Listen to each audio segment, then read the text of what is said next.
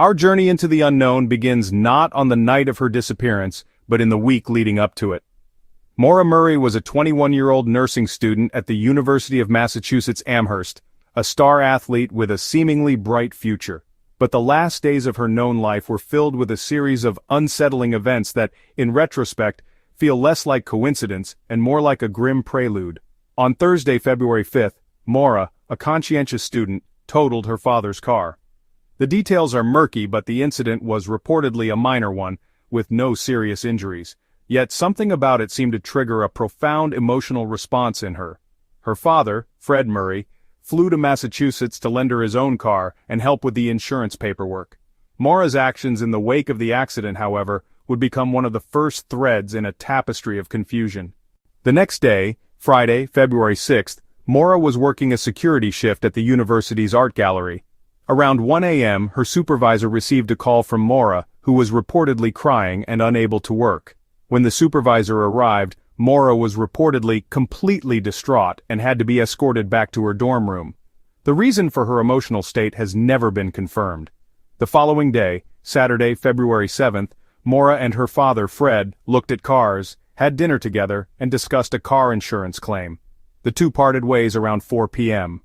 That Saturday evening, Maura went online to research directions to the Berkshires, Burlington, Vermont, and her family's home in Hanson, Massachusetts. She also made a cryptic phone call to a condominium owner in Bartlett, New Hampshire, but didn't leave a message. Was she planning a spontaneous trip, an escape? The ambiguity of her intentions would only grow more sinister as the days wore on. On Monday, February 9, 2004, the day of her disappearance, Maura's actions were meticulous and planned, yet their purpose remains a haunting mystery. She sent emails to her professors and work supervisor, stating she would be out of town for a week due to a family emergency. Her family, however, was unaware of any such emergency, a fact that has baffled investigators and her loved ones to this day. Was this a lie to cover a pre-planned departure or a cryptic message in itself? Later that afternoon at around 3:30 p.m., Maura withdrew $280 from an ATM. This was almost all the money she had in her bank account. She then drove to a liquor store where she purchased about $40 worth of alcohol, including Bailey's Irish Cream, Kahlua, and vodka. She was also seen on camera buying a bottle of wine. She then went to a pharmacy to get her prescription refilled. Her final act before leaving town was to pack a bag with her belongings and a box of her father's belongings that had been in the car since her accident. It seemed she was preparing for a trip, but to where? The lack of communication with her family, the fabricated emergency, and the withdrawal of nearly all her money paint a picture of a young woman on the verge of a significant and potentially desperate journey. But what was she running from, and what was she running to? As Maura drove north, she was heading into a landscape as isolated as it was beautiful. The Kancamagus Highway, a 34.5-mile scenic route that cuts through the White Mountains, is breathtaking in its beauty but also unforgiving in its solitude. It was here, on a desolate stretch of Route 112, that Maura Murray's journey would seemingly come to an end. At approximately 7:27 p.m., a local resident heard a loud bang outside his home. He looked out his window and saw a car, a black Saturn, had skidded off the road and collided with a snowbank and a tree. The airbag had deployed, but the car seemed mostly intact. The witness called 911, and the clock began to tick on a mystery that would soon take on a life of its own. Moments later, a school bus driver who lived nearby arrived at the scene. He saw Maura standing outside her car, apparently uninjured. He offered her assistance, but she politely declined, stating that she had already called AAA. This was the first of several baffling moments that would come to define the case. Why would she lie? And why would she refuse help from a man who was clearly trying to be kind? The bus driver, having a child on his bus and not wanting to cause further delay, left to finish his route. He was the last person to have a confirmed conversation with Maura Murray. She was still there, she was alive, but the world was about to lose her forever.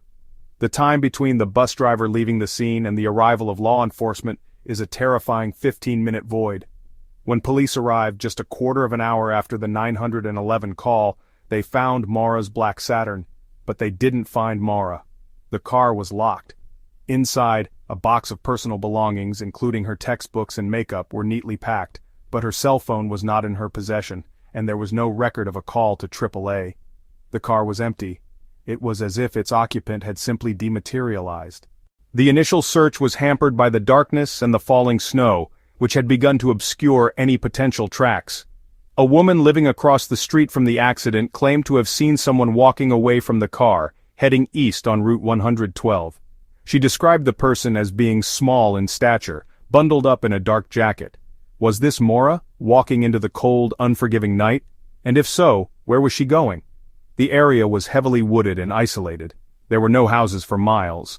The police, assuming Maura may have been disoriented and wandered off, began a search, but their efforts were in vain.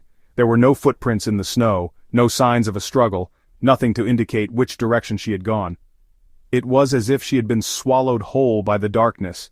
The discovery of Maura's belongings inside the car only deepened the mystery. Her car keys were found inside, but her cell phone and debit card were missing.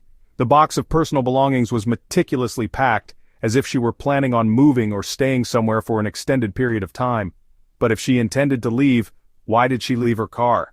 And if she were going to meet someone, why not simply call them for a ride? The following days and weeks brought a massive search effort. Hundreds of volunteers, K-9 units and search and rescue teams scoured the dense forest and surrounding areas. The weather was a major factor, with temperatures dropping below freezing at night. But even with all the resources brought to bear, not a single trace of Maura Murray was ever found. No footprints, no discarded clothing, no definitive sign of her presence was ever found beyond the immediate vicinity of her car. The lack of a body, despite such an intensive search, has led to a multitude of theories. Was she abducted? Did she succumb to the elements? Did she intentionally disappear, seeking a new life away from her past? The possibilities are endless, and each one carries its own chilling implications.